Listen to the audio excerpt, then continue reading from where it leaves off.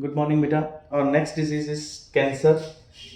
Cancer is most dreaded disease of human being और सबसे ज़्यादा डेथ कॉज करने वाली ये डिजीज़ है। 1 मिलियन से भी ज़्यादा लोग हर साल मरते हैं इंडिया में। More than a million die annually with this disease. और क्या होता है कैंसर के अंदर? कैंसर के अंदर एक्चुअली किसी पार्ट में अनकंट्रोल्ड सेल डिवीजन होती है बेटा। किसी भी हिस्से में अगर सेल्स डिवाइड करना शुरू करें, यूं तो बॉडी के अंदर सेल्स डिवाइड करती हैं, जैसे बोन मैरो में, जैसे स्किन में ये सेल्स डिवाइड करें, but uncontrolled cell division start हो जाए तो वो कैंसर कॉज करती है बेटा। कैसे होता है ये? तो जैसे फॉर एग्जांपल नॉर्मल ये सेल्स है कहीं की भी, जैसे नॉर्मली ये सेल्स है, ये सेल्स जब डिवाइड करें और जो नई सेल्स बन रही हैं, ये न्यू सेल्स अनडिफरेंशिएटेड है। अनडिफरेंशिएटेड का मतलब ये सेल्स किसी भी शेप स्ट्रक्चर में नहीं आ रही। ये एक मास है, that is called as tumour. This is called as tumour. जो मास डेवलप करता है इसको हम ट्यूमर बोलते हैं। क्यों होता है ऐसा? तो एक थ्योरी है बेटा, ये है कॉन्टैक्ट इनहिबिशन की। इस थ्योरी के अकॉर्डिंग कि सेल्स, नॉर्मल सेल्स जो होती हैं वो एक प्रॉपर्टी शो करती हैं कॉन्टैक्ट इनहिबिशन की, जिसके कारण दूसरी सेल्स को ग्रोथ करने से रोकती हैं, डिवाइड करने से रोकती हैं। मतलब जैसे ये नॉर्मल सेल्स हैं बॉडी की, ये नॉर्मल सेल्स है, ये जो नॉर्मल सेल्स हैं ये आपस में अनकंट्रोल्ड डिवीजन से प्रिवेंट करती हैं। तो जब ये कॉन्टैक्ट खत्म हो जाता है और ये कुछ सेल्स इससे अलग होकर के डिवाइड करना शुरू करें तो वो ट्यूमर बन जाएगा बेटा। ठीक है जी। सो ट्यूमर जो मास ग्रो कर रहा है, जो ग्रुप सेल्स का ग्रो कर रहा है, जैसे मान लो अब कह देते हैं ये सेल्स बॉडी की हैं, क्या प्रॉब्लम है ग्रो कर रही हैं? तो प्रॉब्लम एक तो ये है कि ये अनडिफरेंशिएटेड है, ये कोई भी स्ट्रक्चर नहीं ले रही। अब जैसे स्टमक की वॉल में डिवाइड कर रही है, ये जो नई सेल्स है वो स्टमक की नहीं है, वो अनडिफरेंशिएटेड है, कोई शेप स्ट्रक्चर नहीं ले रही, स्टमक जैसी बन ही नहीं रही, जैसे इंटेस्टाइन में ग्रो कर रही है, जैसे पेनक्रियाज में ग्रो कर रही है, बट नई सेल्स पेनक्रियाज जैसी है ही नहीं। तो इस कारण से ये जो ट्यूमर वाली सेल्स होती हैं ये नॉर्मल सेल्स को कंपीट करती हैं। तो ये सेल्स जब बॉडी के अंदर फूड लेंगी तो इन नॉर्मल सेल्स का फूड बंद हो जाएगा, कंपीट करेंगे तो बॉडी का नॉर्मल फंक्शन डिस्टर्ब हो जाएगा, प्रोटीन लॉस होंगे बॉडी के। तो कैंसर में अब ये जो ट्यूमर बनता है दो तरह का बेटा, ट्यूमर दो तरह का बनता है बॉडी में।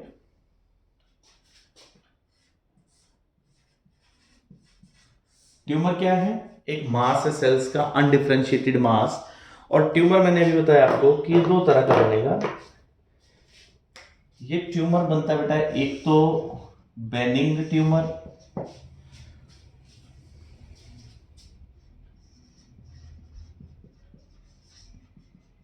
Benign tumour, and second is malignant tumour.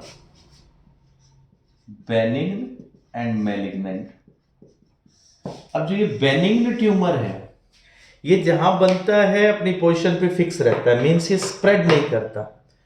जैसे जिस जगह पे रहेगा इसकी लोकेशन फिक्स रहेगी, it remains confined to their original location.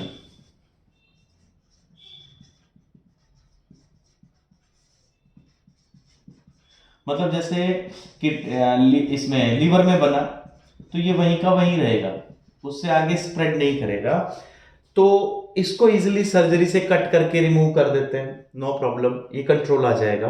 But इस केस में जैसे ट्यूमर स्टार्ट हुआ लीवर से, यहां पे ट्यूमर बना और ये ट्यूमर यहां से बॉडी के डिफरेंट पार्ट्स तक ट्रांसफर हो जाए तो that is called as malignant tumour.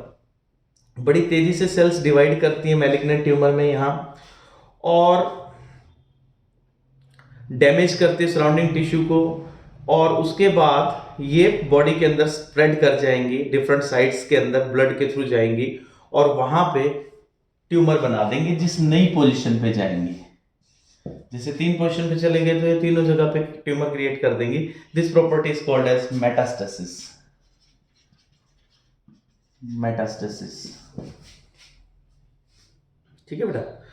सो ये जो मैलिग्नेंट ट्यूमर की सेल्स होती हैं जो यहां से डिफरेंट लोकेशंस के ऊपर ट्रांसफर होंगी और वहां जाके ट्यूमर क्रिएट कर देंगी, तो इन सेल्स को जो लगातार डिवाइड करती जा रही हैं इनको कहते हैं neoplastic. These cells called as neoplastic. तो इसको नियोप्लास्टिक ट्यूमर भी कह सकते हैं। तो मैलिग्नेंट जो ट्यूमर है वो बॉडी के अंदर स्प्रेड करेगा और ये फेटल है। इसमें प्रॉब्लम ये आती है कि हमें रूट्स नहीं मिलती कि ये स्टार्ट कहां से हो रहा है। इसके बाद है बेटा कैंसर का कॉज क्या है। एक कॉज तो मैंने अभी बताया आपको, कॉन्टैक्ट इनहिबिशन जो है कि नेबर सेल्स इनहिबिट करती हैं अदर सेल्स को, नेबरिंग सेल्स को कैंसरस सेल्स में कन्वर्ट होने से। नॉर्मल सेल्स कैंसरस सेल्स में इसका कॉज अगर हम देखें तो क्यों कन्वर्ट हुई, वो क्यों डिवाइड कर रही हैं वो सेल्स, इसके लिए फिजिकल, केमिकल और बायोलॉजिकल, फिजिकल, केमिकल या फिर बायोलॉजिकल एजेंट्स रिस्पॉन्सिबल होते हैं जो इन सेल्स को इंड्यूस करते हैं कि वो डिवाइड करना स्टार्ट करें। ऐसे एजेंट्स जैसे अब मैंने कहा आपको फिजिकल, केमिकल और बायोलॉजिकल जो बॉडी के अंदर कैंसर इंड्यूस करेंगे इनको हम कहते हैं carcinogens. They are called as carcinogens. तो कार्सिनोजेनिक सब्सटेंसेस कौन से होंगे जो कैंसर कॉज करते हैं, कैंसर इंड्यूस करवाएंगे बॉडी के अंदर। तो कार्सिनोजेनिक जैसे for example x ray, gamma ray, जैसे इनमें आप एग्जांपल देखते हैं, एक्सरेज भी कार्सिनोजेनिक है, गामा रेज भी कार्सिनोजेनिक है बेटा। तो ये बॉडी के जिस हिस्से पे गिरते हैं वहां पे ये डैमेज कॉज करती हैं। यूवी रेज जैसे ये डीएनए डैमेज करेंगी रेज, और जैसे डीएनए सेल का डैमेज होगा तो वो ट्यूमर में अल्टीमेटली ट्यूमर बन जाएगा वहां पे। केमिकल कार्सिनोजेनिक ये तो हो गए फिजिकल। केमिकल कार्सिनोजेनिक जैसे फॉर एग्जांपल बेटा स्मोक, तंबाकू स्मोक, तंबाकू स्मोक ये इंड्यूस करता है कैंसर को। यस, इससे किसका कैंसर होगा, इससे लंग्स का कैंसर होता है बेटा, लंग के अंदर कैंसर इंड्यूस करती हैं। इसके बाद कुछ वायरसेस भी होते हैं, उनको कहते हैं ओन्कोजेनिक वायरसेस। ओन्कोजेनिक वायरसेस कौन से वायरस हुए जो बॉडी के अंदर इंड्यूस करते हैं, इनमें जीन्स होते हैं ओन्कोजेनिक वायरसेस के अंदर, उन जीन्स को कहते हैं ओन्कोजीन्स, ओन्कोजीन्स, और ये कैंसर कॉज करेंगे बेटा, ओन्कोजेनिक। सो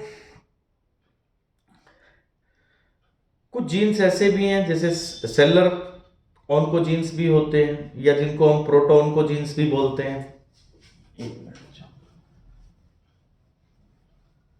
देखो, फिजिकल में कौन एजेंट हुआ, एक्सरे, गामा रे। केमिकल में कौन हुआ, जैसे तंबाकू स्मोक। थर्ड जैसे बायोलॉजिकल में देखते हैं तो ऑन्कोजेनिक वायरसेस हैं जिनके पास ऑन्कोजीन्स हैं। और कुछ जीन्स ऐसे भी हैं, there are several genes which are cellular oncogenes.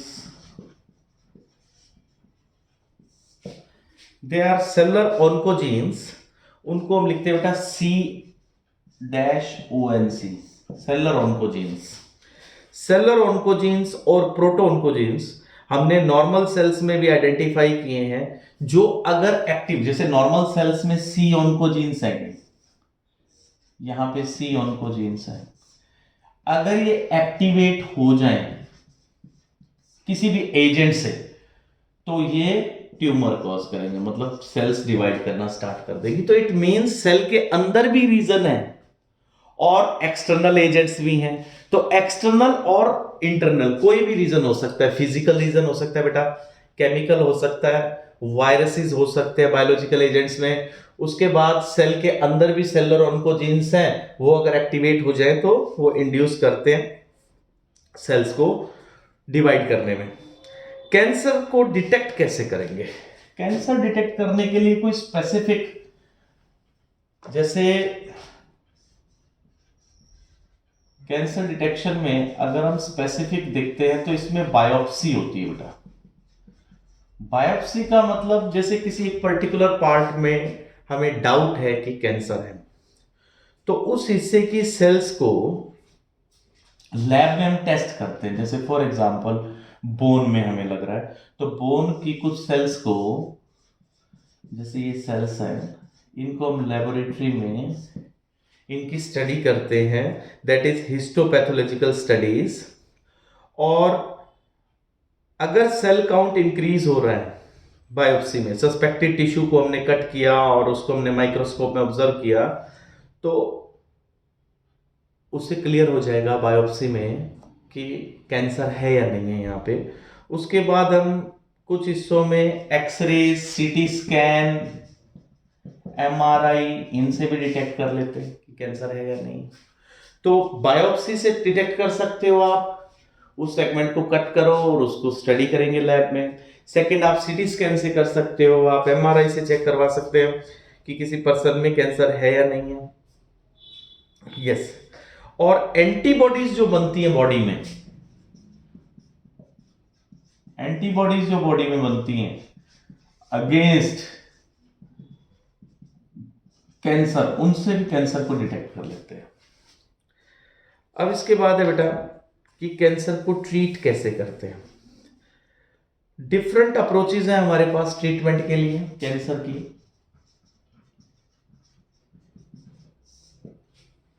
Cancer को ट्रीट करने के लिए हमारे पास सर्जरी है बेटा।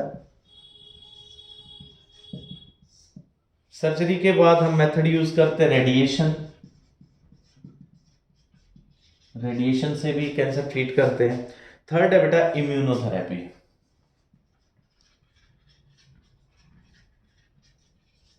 इधर बाय सर्जरी, रेडिएशन और इम्यूनोथेरेपी।